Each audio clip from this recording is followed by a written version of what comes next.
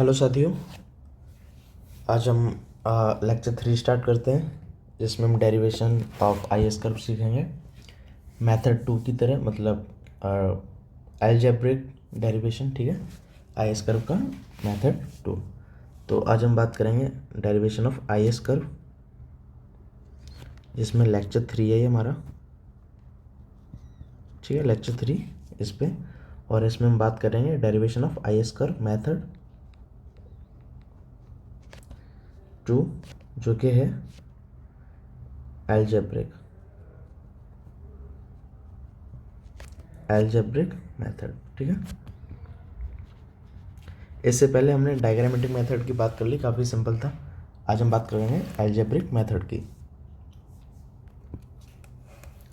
इसमें algebraic method में हमने पहले कंजप्शन की बात करेंगे, क्योंकि कंजप्शन थर्ड सेमेस्टर का पार्ट है, बट आई थिंक आप लोगों को कई को पता नहीं होगा या भूल गए होंगे। तो पहले हम देखते हैं एग्रीगेट डिमांड का फॉर्मूला, जो आपने देखा होगा C plus I plus G plus N x. ये क्या बोलते हैं, 4 सेक्टर मॉडल का फॉर्मूला है। आपने पिछले सेमेस्टर में देखा होगा 2 सेक्टर मॉडल पढ़ा होगा एक, ठीक है, 3 सेक्टर पढ़ा होगा, सॉरी 4 सेक्टर पढ़ा होगा। ठीक है, 2 सेक्टर में आपने एग्रीगेट डिमांड का फॉर्मूला पढ़ा होगा C प्लस आई, 3 सेक्टर में C प्लस आई प्लस जी, और 4 सेक्टर में ये नेट एक्सपोर्ट भी आ जाता है, C plus I plus G plus export minus import, मतलब NX। एक्सपोर्ट कितना किया है हमारे देश ने, माइनस इम्पोर्ट कितना किया है, तो इसको बोलते हैं हम नेट एक्सपोर्ट। ठीक है, तो हम सबको ही जोड़ लेते हैं एक साथ, कोई दिक्कत नहीं है ऐसी। तो ये AD इक्वल टू का C plus I plus G plus NX। ठीक है, अब हमें पहले C की बात करेंगे, फिर I की बात करेंगे। ओके, C क्या है, कंजप्शन फंक्शन। ठीक है, क्या है, कंजप्शन फंक्शन, F1 लिख दे रहा हूँ, फंक्शन। ठीक है, C का फॉर्मूला आपने थर्ड सेमेस्टर में, काफ़ी नालायक हैं, भूल गए होंगे, पता है, या फिर पढ़ा ही नहीं होगा, ध्यान ही नहीं होगा। आपने तो कई तरीके से पढ़ा होगा इसको, C bar plus small c disposable income by D। ठीक है, आप लोगों ने, कई ने ये फॉर्मूला पढ़ा होगा, किसी ने पढ़ा होगा C equal to A plus B Y disposable income, या किसी ने डिस्पोजेबल इनकम नहीं, सिर्फ बाई भी पढ़ लिया होगा, ऐसे ही है ना कुछ, है ना। कई ने और तरीके से इसको पढ़ा होगा, C equal to C not plus C Y. Simple है, देखो, चाहे C बार लिख दो, चाहे A लिख दो, चाहे C नॉट लिख दो, इन सब का मतलब है ऑटोनॉमस कंजप्शन से। ठीक है, ऑटोनॉमस कंजप्शन। ऑटोनॉमस कंजप्शन क्या होता है, जो इनकम पे डिपेंड नहीं करती है। आपने पिछले सेमेस्टर का बता रहा हूँ, ये नालायक हो, इस सेमेस्टर का नहीं, इसलिए थोड़ा जल्दी कर रहा हूँ, क्योंकि पिछले सेमेस्टर का है। ठीक है, जो इनकम वगैरह पे डिपेंड नहीं करती। देखो सिंपल सी बात है, आप चाहे बिल्कुल ना कमाते हो, आपकी इनकम जीरो हो, ठीक है, इनकम आपकी कितनी जीरो है, फिर भी आप कुछ तो खाओगे पियोगे, कुछ तो खर्चा करोगे। सिंपल सी बात है, खाना तो खाओगे, तो उसके लिए 10 रुपये खर्च करोगे, कम से कम 10%, सॉरी 10 रुपये करोगे। तो ये जो कंजप्शन है, ये आपका ऑटोनॉमस कंजप्शन है। ठीक है, ऑटोनॉमस कंजप्शन, ऑटोनॉमस कंजप्शन है। ठीक है, तो ये ऑटोनॉमस कंजप्शन है। सी क्या है, MPC। क्या है, MPC, marginal propensity to consume. समझ में आया, नहीं आया होगा, कुछ के आगे हो गया, मार्जिनल प्रोपेंसिटी टू कंज्यूम क्या है। देखो, समझो या ना समझो इतना जरूर नहीं, लेकिन फिर भी समझ लेते हैं, क्योंकि यदि कोई भी न्यूमेरिकल आता है तो तुम सॉल्व नहीं कर पाओगे, और अलजेब्रिक एक्सप्रेशन है, डेरिवेशन इसीलिए समझते हैं ताकि हम उसका डेरिवेशन इसीलिए समझते हैं, सॉरी, ताकि न्यूमेरिकल सॉल्व करें। तो MPC का आपको फॉर्मूला पता होगा, पहले तो full form marginal propensity to consume. ठीक है, marginal propensity to consume, marginal से समझो, मार्जिनल हर एक, जैसे आपने पहले काफ़ी देखा होगा, मार्जिन कितना है, दुकानदार से पूछते हो आप मार्जिन कितना है, मार्जिन मतलब कितने का वो प्रोडक्ट खरीदा है, कितने का आपको बेचा है, तो प्रत्येक प्रोडक्ट पे जो बच रहा है आपका बीच का, ठीक है, 5 रुपये 4 रुपये, तो वो मार्जिन होता है हर एक प्रोडक्ट का। ऐसे ही यहाँ पे मार्जिनल प्रोपेंसिटी टू कंज्यूम, ठीक है, क्या होता है, चेंज को हम डेल्टा से बनाते हैं, change in consumer spending upon change in income. ठीक है, जैसे जैसे आपकी इनकम चेंज होगी, पहले 100 रुपये थी, फिर 200 हो गई, तो उसमें आप कंजप्शन को भी बढ़ाओगे, कंजप्शन को भी बढ़ाओगे, 100 रुपये थे तब आप 20 रुपये खर्च करते थे, बाकी 20 नहीं चलो 80 रुपये खर्च करते थे, 20 सेव कर लेते थे। 200 हुई तो आपने उसमें 150 रुपये खर्च किए, ठीक है, 50 रुपये सेव किए। तो जैसे जैसे इनकम बढ़ेगी आप कुछ ना कुछ कंजप्शन को क्या करोगे, ज़्यादा करोगे या कम करोगे, जो भी है। तो मार्जिनल प्रोपेंसिटी टू का कंज्यूम का फॉर्मूला है change in consumption upon change in income, ठीक है। तो एमपीसी को हम सी से भी डिनोट करते हैं, बी से भी करते हैं, ठीक है। और कोई दिक्कत इस चीज़ में? ये थर्ड सेमेस्टर का है बेटा, थोड़ा इसको हम थोड़ा सा जल्दी जल्दी कर रहे हैं, ठीक है। हम जो रखेंगे दीपा श्री की बुक के अकॉर्डिंग चलेंगे, क्योंकि कंटेंट ज़्यादा तरीके से मैनर से जो लिखा है उसमें, जो हमारे सिलेबस में आता है। तो उसमें फॉर्मूला सर लिखा हुआ है C equal to C bar plus capital C Y D, disposable income. Y D को कई लोग ऐसे भी लिखते हैं, कई लोग ऐसे भी लिखते हैं, ठीक है। तो पहले तो कंजप्शन का फॉर्मूला याद आपको होना ही चाहिए, ठीक है, याद कर लो। कंजप्शन फंक्शन का फॉर्मूला सी क्या है, कंजप्शन, सी बार क्या है आपको, ऑटोनॉमस कंजप्शन, ये छोटी वाली सी, ये क्या आपकी MPC, marginal propensity to consume, Y D क्या आपका डिस्पोजेबल इनकम। अब इनकम तो सुना है भैया, ये डिस्पोजेबल इनकम क्या चीज़ है, क्या बवाल है।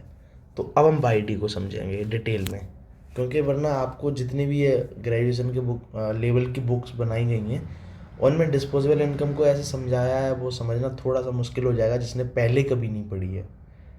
ग्रेजुएशन की हो तो क्या, ओ सॉरी, स्कूलिंग उन्होंने की हो इकोनॉमिक्स से, बट हम जैसे कुछ हैं साइंस वाले, ठीक है, या कोई और साइड से, तो उनको नहीं पता है। तो उनको मैं बता दूं, डिस्पोजेबल इनकम इक्वल टू होता है by minus T. By income हो गई आपकी और टी हो गया आपका जो एक्सपेंडेबल क्या बोलते हैं टैक्स होता है, एक्सपेंसिबल टैक्स टोटल, ठीक है। तो उसको टी बोलते हैं, इनकम एक्सपेंडेबल टैक्स भी कह सकते हैं ऐसे, ठीक है। देखो तुमने ये भी डिस्पोजेबल इनकम भी थर्ड सेमेस्टर में पढ़ा होगा, आपने पढ़ा होगा प्राइवेट इनकम होती है, एक पर्सनल इनकम होती है और एक डिस्पोजेबल इनकम होती है। डिस्पोजेबल इनकम वो इनकम होती है बेटा जो सच में एक परचेसिंग पावर बताती है। परचेसिंग पावर किसकी, हाउस होल्ड की, ठीक है, किसकी, हाउस होल्ड की। हाउस होल्ड की मतलब जो आपके पास पैसा बचा है, आपने टैक्स हटा दिया, गवर्नमेंट टैक्स सारा हटा दिया, ठीक है। आपने क्या किया है, जितने प्रॉपर्टी टैक्सेस हैं, इलेक्ट्रिसिटी बिल है, ये सारा टैक्स हटा के अब जो आप पे पैसा बचा है, अब आप जैसे भी चाहो, जैसे भी आपकी विल है, वैसे आप उस इनकम को खर्च कर सको, उसको बोलते हैं डिस्पोजेबल इनकम, ठीक है। तो हम कैसे लिखेंगे, इसलिए इसका फॉर्मूला लिखते हैं by income minus tax plus जितना भी transfer, T R, transfer payment है आपका। ट्रांसफ़र क्या होता है, ट्रांसफर्स बोलते हैं इसको, ट्रांसफर्स। ट्रांसफर्स वो होती है जैसे बेटा मान लो आप इंडिया में रह रहे हो, ठीक है, आप क्या इंडिया में रह रहे हो, ठीक है। अब कोई आपका भैया बहन या कोई भी आपका बच्चा कनाडा में रह रहा है, वहाँ कमा रहा है, वहाँ से कमा के यहाँ पैसे भेज रहा है। तो ये जो इनकम है या जो पेमेंट हो रही है, कौन सी पेमेंट है, ट्रांसफ़र। इसके बदले आप कोई काम तो कर नहीं रहे हो, ठीक है। किसी ने आपको गिफ्ट दी है, बर्थडे है आपका, आपको गिफ्ट दे दी, पापा ने आपको आईफोन 14 प्रो मैक्स दिलवा दिया, है ना। तो ये सारे क्या है, गिफ्ट्स हैं। ऐसी कई चीज़ें जिनकी पेमेंट आपको मिल रही है, तो ये डिस्पोजेबल इनकम है। या गिफ्ट, गिफ्ट ही नहीं मतलब कुछ भी, ओल्ड एज पेंशन हो गया, ठीक है, उसके बदले आप कुछ कर तो रहे नहीं हो, तो ओल्ड एज पेंशन हो गया, उस पर टोटल अधिकार आपका है, आपको वो पेंशन कैसे यूज़ करनी है। तो डिस्पोजेबल इनकम वो इनकम जो सच में purchasing power of house hold बताए, ठीक है। तो इसलिए इसमें से टैक्स हटा दिया हमने, ठीक है, जो भी इनकम टैक्स वगैरह जितना भी टैक्स है, ठीक है, प्लस टी आर हमने लिखा है ट्रांसफ़र पेमेंट के लिए, ठीक है। अब देखो ये जो टी है इसका भी एक फॉर्मूला है, कहोगे कितने फॉर्मूले अंदर से अंदर निकालोगे। तो ये जो टी है, इस टी को हम ऐसे भी बोलते हैं कि इनकम टैक्स एक्सपेंस फॉर्मूला। क्या बोलते हैं इस टी को, इस टी को हम ये भी बोलते हैं इनकम टैक्स एक्सपेंस फॉर्मूला, ठीक है। इस टी का फॉर्मूला ये भी होता है टैक्सेबल इनकम, इनकम को बाई से डिपेंड करें, वो करेंगे डिनोट, ठीक है, multiply by tax capital small T, ठीक है, टैक्स रेट, ठीक है। तो आपने यहाँ पे देखो कंजप्शन में पहले 3 फॉर्मूले देखे। सबसे पहले आपका टैक्स का बताएंगे आपको, इनकम टैक्स एक्सपेंस फॉर्मूला का, टी इक्वल टू क्या है, टी बाई, ये इनकम है आपकी, ठीक है, टी बाई। फिर दूसरा आपने डिस्पोजेबल इनकम का देखा, बाई डी, क्या था, बाई माइनस टी।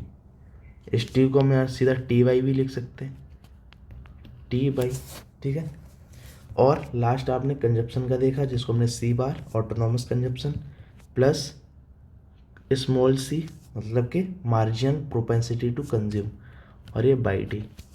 इस बाई डी की जगह हम क्या लिख सकते हैं, बाई माइनस टी बाई लिख सकते हैं, बाई माइनस टी बाई लिख सकते हैं, बाई माइनस टी बाई, ठीक है, कोई दिक्कत।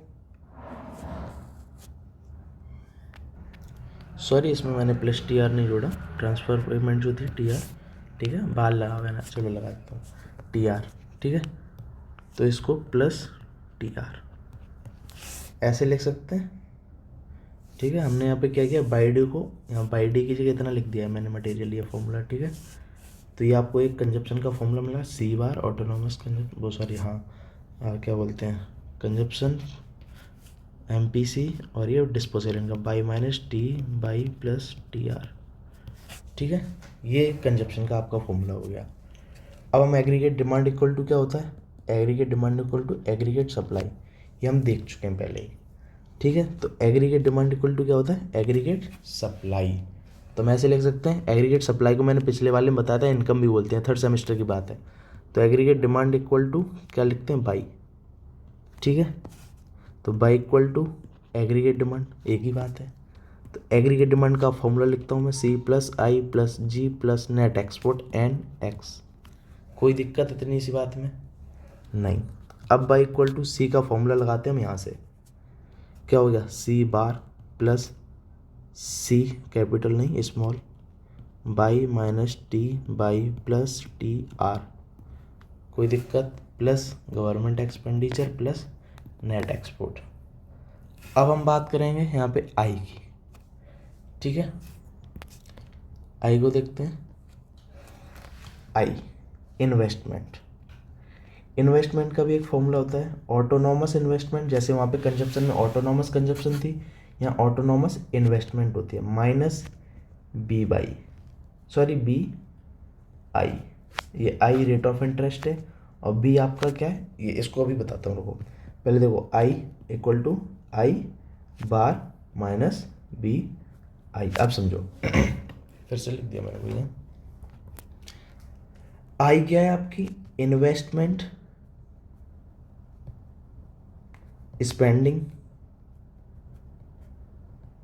ठीक है। ये क्या है आपकी, तो ये भी मैंने बताया ऑटोनॉमस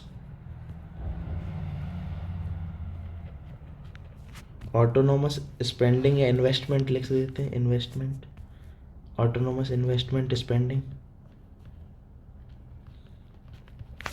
ठीक है। आई आपका रेट ऑफ इंटरेस्ट है, रेट ऑफ इंटरेस्ट, ठीक है।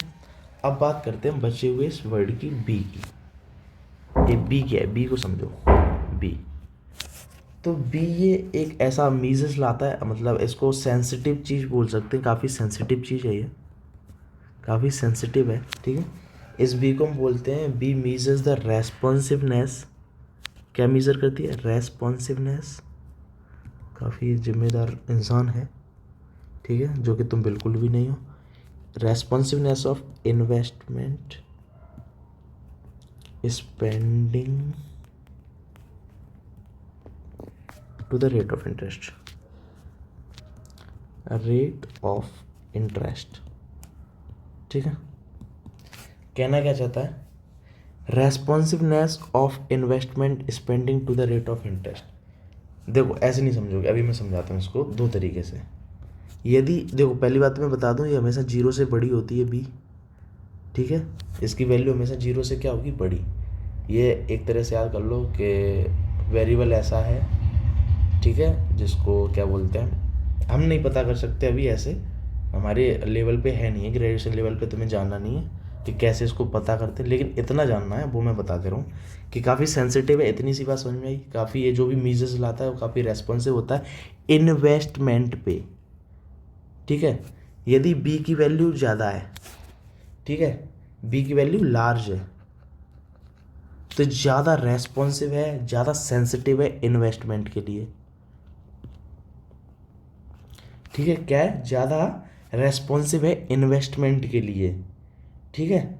मतलब यदि रेट ऑफ इंटरेस्ट में थोड़ा सा भी अंतर पड़ता है, रेट ऑफ इंटरेस्ट में थोड़ा सा भी अंतर पड़ेगा तो इन्वेस्टमेंट में बहुत अंतर हो जाएगा, ठीक है। ये बात समझ में आई। ऐसे कह सकते हैं कि जो इन्वेस्टमेंट है is highly responsive to the rate of interest, so the investment curve will be almost flat horizontal. हमने ये एक ग्राफ देखा था, ध्यान हो तुम्हें, ये देखा था ना। अब यदि बी ज़्यादा है, लार्ज है, ठीक है, तो ये रेट ऑफ इंटरेस्ट है जो क्या बोलते हैं, रेट ऑफ इंटरेस्ट आर और इधर इन्वेस्टमेंट आई, ठीक है। तो ये बहुत ज़्यादा वर्टिकल, सॉरी फ्लैट हो जाएगा, फ्लैट ही है ना, हाँ। तो ये बहुत ज़्यादा ऐसा होता जाएगा, ठीक है। थोड़ा सा भी रेट ऑफ इंटरेस्ट पे फ़र्क पड़ता है तो ये काफ़ी सेंसिटिव हो जाएगा, ठीक है। तो ये कैसा हो जाएगा, हॉरिजेंटल सा होने लगेगा ग्राफ, काफ़ी ऐसा। रेट ऑफ इंटरेस्ट थोड़ी सी हुई, इन्वेस्टमेंट इतनी बढ़ गई, आई बात समझ में। या रेट ऑफ इंटरेस्ट आर इतनी थी, वन मान लो, R2 इतनी हुई, तो यहाँ इन्वेस्टमेंट कहाँ, यहाँ जाके मान लो मैच हो रही है, ऐसे नहीं। चलो अच्छे से बनाते हैं इसको, अच्छे से समझाते हैं, क्योंकि बी को समझाना थोड़ा सा ट्रिकी हो जाता है। देखो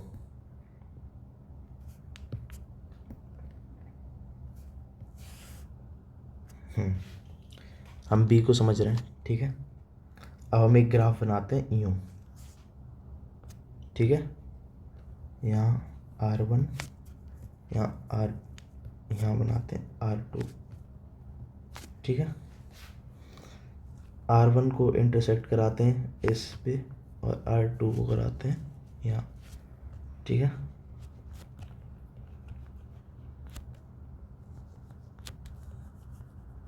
अब देखो वो क्या कह रहा है, यदि बी लार्ज है, पहली बात तो बी की वैल्यू हमेशा 0 से ज़्यादा होगी, और वो कह रहा है यदि बी लार्ज है तो बहुत ज़्यादा रेस्पॉन्सिव है इन्वेस्टमेंट को लेकर, थोड़ा सा भी रेट ऑफ इंटरेस्ट आई में अंतर पड़ता है, यहाँ आई लिख देता हूँ, कन्फ्यूज़ हो जाओगे, आई रेट ऑफ इंटरेस्ट आई, क्योंकि अभी डिनोट किया है हमने रेट ऑफ इंटरेस्ट को आई से, ठीक है। तो आई थोड़ा सा भी कम ज़्यादा होता है, मान लो पहले I1 इतना था, अब I2 थोड़ा सा कम हुआ, थोड़ा सा, देखो कितना हुआ, इतना ही तो हुआ है।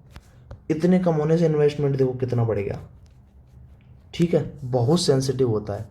अब यदि हम इसको थोड़ा और फ्लैट बनाते हैं तो वो यही कहना चाह रहा है कि बेटा यदि बी को थोड़ा सा लार्ज है बी, तो इतना ज़्यादा सेंसिटिव है कि जो ग्राफ बनेगा तुम्हारे इन्वेस्टमेंट और रेट ऑफ इंटरेस्ट का बहुत ज़्यादा फ्लैट हो जाएगा, मतलब ऐसा हॉरिजॉन्टल, ठीक है। और इसको कर देते हैं थोड़ा,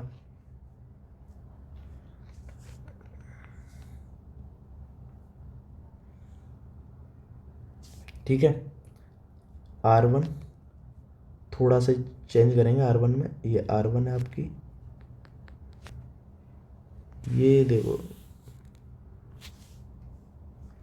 थोड़ा सा R1 और R2 में चेंज होने से देखो कितना है, कितना अंतर पड़ गया, आई बात समझ में।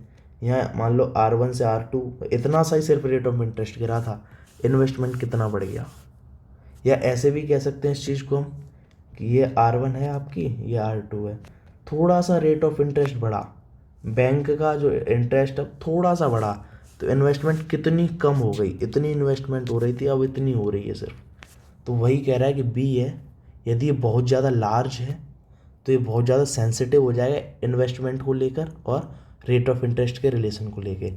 थोड़ा सा भी रेट ऑफ इंटरेस्ट ऊपर नीचे हुआ, इन्वेस्टमेंट में बहुत बड़ा अंतर आ जाएगा यदि बी बड़ा है तो।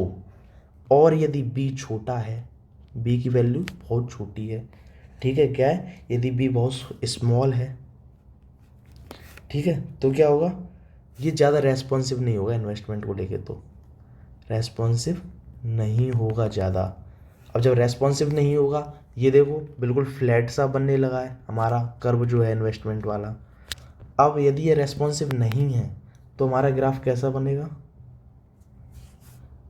वर्टिकल, जितना ज़्यादा वर्टिकल, ठीक है, ऐसा मान लो, ऐसा बनेगा इन्वेस्टमेंट का कर्व तुम्हारा। R1 इतना है, अब तुम R2 इतना चेंज भी कर दो, R2 कितना ज़्यादा हमने किया रेट ऑफ इंटरेस्ट को, इतना डिफरेंस कर दिया हमने दोनों में, तो भी देखो कितना अंतर हुआ, सिर्फ इन्वेस्टमेंट I1 से लेके I2 इतना सा सिर्फ, बल्कि हमने रेट ऑफ इंटरेस्ट इतना चेंज कर दिया। तो वही कह रहा है यदि B स्मॉल है, B क्या है, स्मॉल है, तो ये इन्वेस्टमेंट को लेकर इतना सेंसिटिव नहीं है, सेंसिटिव नहीं है, ठीक है। तो इसकी वजह से इन्वेस्टमेंट का जो कर्व होगा वो कैसा होगा, मोस्टली वर्टिकल, ऑलमोस्ट वर्टिकल भी लिख सकते हैं। और यहाँ यदि बी लार्ज है तो ये बहुत ज़्यादा रेस्पॉन्सिव है, सेंसिटिव है, ठीक है, बहुत ज़्यादा रेस्पॉन्सिव है, ठीक है। थोड़ा सा भी रेट ऑफ इंटरेस्ट ऊपर से नीचे हुआ इन्वेस्टमेंट में बहुत बड़ा अंतर आ जाएगा। आई बात समझ में। तो इसको हम लिख सकते हैं एकदम फ्लैट सा हो जाएगा, हॉरिजॉन्टल भी लिख सकते हैं, हॉरिजॉन्टल सा हो जाएगा इनका ग्राफ, ठीक है। तो बी समझ में आ गया, इसलिए बी को थोड़ा बाद में बताया क्योंकि बी काफ़ी थोड़ा समझाने के लिए अच्छी चीज़ थी। तो अब मुझे लगता है अब आपको बी कोई भी पूछेगा तो आप एकदम बता दो कि बी क्या है, ठीक है। बी को बोलते क्या हैं, तो पूरा ही बोलते हैं इसको, रेस्पॉन्सिवनेस या सेंसिटिव चीज़ है जो इन्वेस्टमेंट और रेट ऑफ इंटरेस्ट को बताती है। यदि रेट ऑफ इंटरेस्ट में थोड़ा सा भी ऊपर नीचे हुआ तो इन्वेस्टमेंट में कितना हो जाएगा। यदि लार्ज है और छोटा सा है बी की वैल्यू बहुत कम है, बी को मेज़र किया बहुत कम आया है, ये मार्केट पे डिपेंड करता है पहली बात, तो ऐसे हम निकाल नहीं सकते इसको, ठीक है। तो बी क्या होगा, बी यदि बहुत छोटा है तो ये ज़्यादा इतना रेस्पॉन्सिव नहीं होगा, इतना अलर्ट नहीं होगा, ठीक है। ऐसा सा ग्राफ बन जाएगा इन्वेस्टमेंट का, R1 इतनी है, R2 हमने यहाँ रख दी तो भी इतना सा इन्वेस्टमेंट में अंतर होगा। आई बात समझ में। तो बी समझ में आ गया, ये हमारा फॉर्मूला था इन्वेस्टमेंट का, ठीक है, इन्वेस्टमेंट स्पेंडिंग का, कि ऑटोनॉमस इन्वेस्टमेंट माइनस BI, ठीक है। तो एक फॉर्मूला हमारा ये बना। चलो इन तीनों फॉर्मूले को फिर से लिखते हैं एक बार। पहला फॉर्मूला कंजप्शन का क्या था, C bar plus C, capital नहीं स्मॉल, ठीक है। फिर अंदर क्या क्या था, डिस्पोजेबल इनकम थी, डिस्पोजेबल इनकम को हम फिर से लिखते हैं, सॉरी यहाँ बार नहीं, C disposable income by minus T, ये हुआ, और प्लस TR ट्रांसफ़र पेमेंट्स जितनी भी है, C equal to C bar plus capital C Y minus TY, ठीक है। ये जो इनकम टैक्स एक्सपेंस क्या बोला था, एक्सपेंडेबल टैक्स था, उसको हम T सिर्फ, ठीक है, टैक्स रेट, ये टैक्स रेट है अब, ठीक है, plus TR, C equal to C bar, bar उन चीज़ों पे लगाते हैं जो हम पे डिपेंड नहीं करती है, ठीक है, कभी कभी उन पे लगा देते हैं, तो इतना दिल पे मत लेना, ये तो फिर ग्राफ का रिप्रेजेंटेशन ही ऐसे हमने किया है इस चीज़ का, ऑटोनॉमस कंजप्शन का, ठीक है। C इसको ऐसे निकाल लेते हैं, C Y minus CTY plus CTR, ठीक है। C equal to C plus, यहाँ से C कॉमन ले लें, सॉरी हाँ, C भी ले लेते हैं, बाई भी ले लेते हैं यहाँ से कॉमन, ठीक है। तो C 1 माइनस T और इधर बाई प्लस CTR, ऐसे लिख सकते हैं।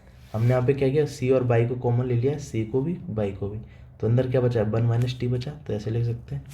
तो C consumption equal to C bar, ये बड़ी वाली है C plus small c 1 minus T Y plus CTR, इसको ऐसे लिखते हैं, C equal to C bar plus CTR plus C 1 minus T Y. कोई दिक्कत, ये आपका कंजप्शन का हमने फुल अंदर तक इसको फ्रेगमेंट तोड़ ताड़ के एकदम बता दिया है, ठीक है, चकनाचूर करके एकदम आपको मैंने कंजप्शन का फॉर्मूला बता दिया। दूसरा मैंने यहीं से बाई वगैरह के जितने भी थे यहाँ हो गए। इन्वेस्टमेंट का मैंने बताया, तो इन्वेस्टमेंट का ऑटोनॉमस इन्वेस्टमेंट माइनस बी बता दिया, ये क्या, responsiveness of investment spending to the rate of interest, ठीक है, to the rate of interest, I, ठीक है। तो इसमें क्या बस यही है इसका, ठीक है, वो ना बन जा, ठीक है। ये दो फॉर्मूले आपके हुए। अब हम एग्रीगेट डिमांड और एग्रीगेट सप्लाई पे आते हैं। एग्रीगेट सप्लाई को इनकम भी बोलते हैं, तो Y equal to A D हो गया, ठीक है। तो Y equal to A D का formula C plus I plus G plus net export, ठीक है। बाई इक्वल टू क्या हो जाएगा, सी की वैल्यू रख दें, C plus C T R plus C 1 - T pi plus I की वैल्यू ये वाली रख दें यहाँ से, ऑटोनॉमस इन्वेस्टमेंट माइनस सेंसिटिव चीज़ और ये अपना rate of interest plus government expenditure net export. इनको हम ज़्यादा टच नहीं करेंगे इन चीज़ों को, ये सब एक तरह से ऑटोनॉमस मान लो, कांस्टेंट मान लो, जो मानना मान लो, ठीक है। ज़्यादा इनसे नहीं मतलब खेलेंगे, ये ज़्यादातर आपको वैल्यू गिवन होंगी, टेंशन ना लो। नेट एक्सपोर्ट नहीं गिवन होगा तो आपको एक्सपोर्ट और इम्पोर्ट गिवन कर दिया जाएगा कि एक्सपोर्ट इतना इम्पोर्ट इतना, नेट एक्सपोर्ट तो एक्सपोर्ट माइनस इम्पोर्ट, ठीक है, ऐसे निकाल लेना, ये चीज़ें गिवन नहीं दी जाएंगी, ठीक है। तो इतना दिल पे मत लेना, यदि डेरिवेशन आता भी है तो। आगे लिखते हैं इसको थोड़ा सा इधर करके, by equal to C bar plus C T R, इन पे बार लगा देते हैं जिनको हम क्या बोलते हैं, चेंज नहीं करेंगे, छुएंगे नहीं, ठीक है। Plus C 1 - T Y plus I investment autonomous, ठीक है, minus B I plus government expenditure अपना, नेट एक्सपोर्ट भी डाल देता हूँ इसमें, ठीक है। बाकी दीपा श्री वाली मैम ने 3 सेक्टर इकोनॉमी से इसको समझाया है, नेट एक्सपोर्ट नहीं लिया, हम ले लेते हैं, ठीक है, क्या पता 4 सेक्टर से क्वेश्चन आके आ जाए, ठीक है। तो Y equal to net export नहीं दिया तो हम इसको यूज़ नहीं करेंगे, गवर्नमेंट नहीं दिया तो हम इसको यूज़ नहीं करेंगे, तो हम 2 सेक्टर समझ जाएंगे उसको, ये 2 सेक्टर की बात हो रही है। डेरिवेशन में गवर्नमेंट एक्सपेंडिचर दिया है तो आप समझ जाना है 3 सेक्टर की बात कर रहा है, नेट एक्सपोर्ट भी दिया तो समझ जाना है 4 सेक्टर की बात कर रहा है। तो ये काफ़ी सिंपल सी बात है, थर्ड सेमेस्टर की बात है, तो इतना दिल पे मत लेना।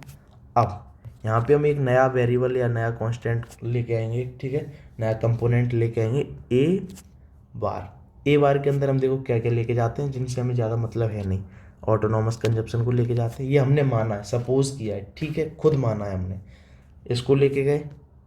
ट्रांसफ़र पेमेंट को भी लेके गए, बार वालों को सबको यहाँ ले आओ, प्लस एन एक्स, ये जितने भी हैं, ठीक है। ये हमने एक क्या है ये, ए मैं अभी बताता हूँ रुको। अच्छा क्यों नहीं बन रहा भाई, बड़ी, ठीक है चलो ऐसे कर लेते हैं, ठीक है।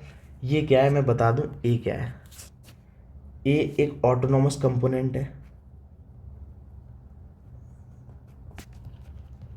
किसका, ये इन्वेस्टमेंट का ही है, autonomous component of investment spending, इसको रट लो।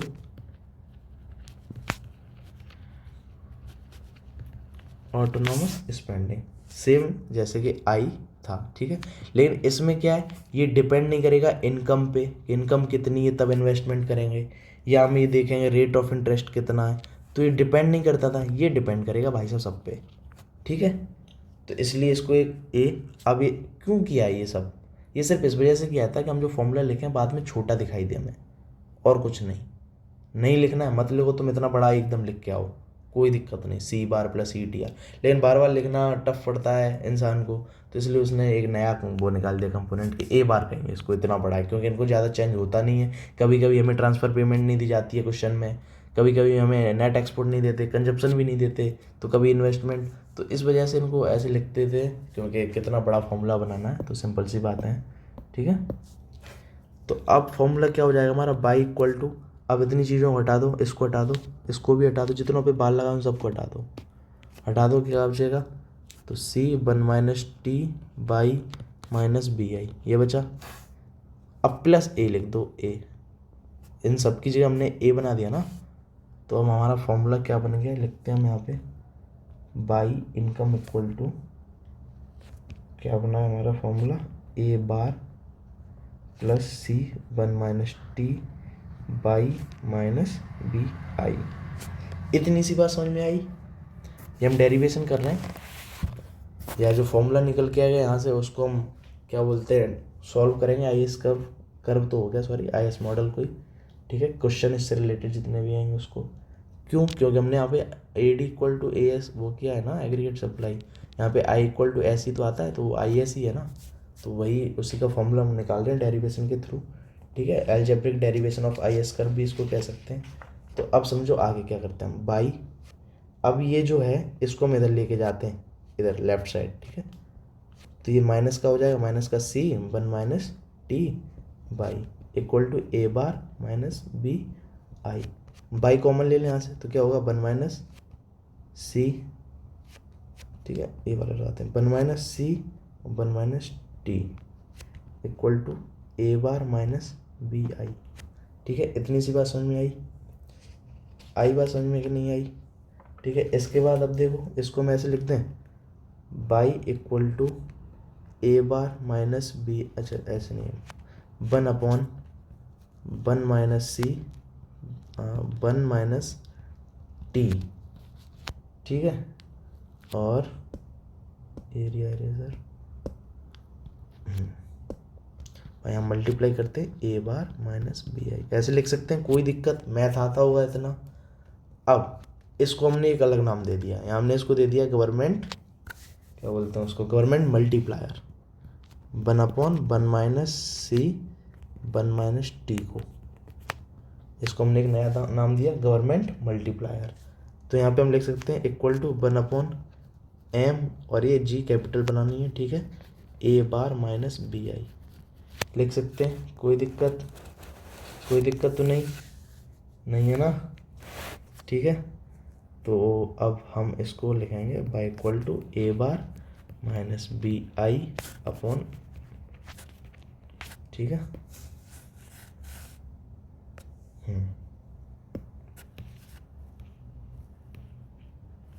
ठीक है, ये जाके आपका निकला है फॉर्मूला। इसी फॉर्मूला से आप सॉल्व करोगे IS से रिलेटेड जितने IS मॉडल से रिलेटेड न्यूमेरिकल्स वगैरह आएंगे। ठीक है, ये डेरिवेशन भी है, ये डेरिवेशन यही आके रुक जाता है हमारा। ठीक है, A क्या है हमने बता दिया आपको, I क्या है बता दिया हमने आपको। ठीक है, बाई यहाँ पे क्या है आपको पता है, बाई आपकी इक्विलिब्रियम लेवल ऑफ इनकम है, I रेट ऑफ इंटरेस्ट है, A आपका ऑटोनोमस कंपोनेंट है, same as investment spending, but ये डिपेंड करेगा। ठीक है, वो इनकम वगैरह पे डिपेंड नहीं करता, ये कंजप्शन भी आ जाता है इसमें, और भी चीज़ें आ जाती हैं। ठीक है, और क्या बोलते हैं, और इसमें क्या लिखा है, C तो आपको पता ही है MPC है, T आपका टैक्स है। ठीक है, B आपका वही सेंसिटिव वाला सीन है। ठीक है, जो to the rate of interest होता है इन्वेस्टमेंट। तो ये आपका फॉर्मूला आता है। ठीक है, ये आपका डेरिवेशन हुआ है समाप्त, ख़त्म। ठीक है, आ गया समझ में? तो आज की वीडियो में इतना ही रखते हैं। अब आगे आपको शिफ्ट बताएंगे, IS कर्व में कैसे शिफ्ट्स होते हैं, स्लोप बताएंगे, उसका स्लोप तो पता ही है वैसे आपको। ठीक है, उसकी पोजीशन बताएंगे, और अगले लेक्चर में IS को ख़त्म करके आगे बढ़ेंगे। ठीक है, ऐसे काफ़ी ज़्यादा हो जाएगा फिर, काफ़ी डिटेल में बताने की वजह से लेक्चर्स भी बड़े हो रहे हैं और वीडियो भी बड़ी हो रही हैं। ये काफ़ी कम टीचर्स ने आपको बताया होगा, बट इस सिलेबस का पार्ट है।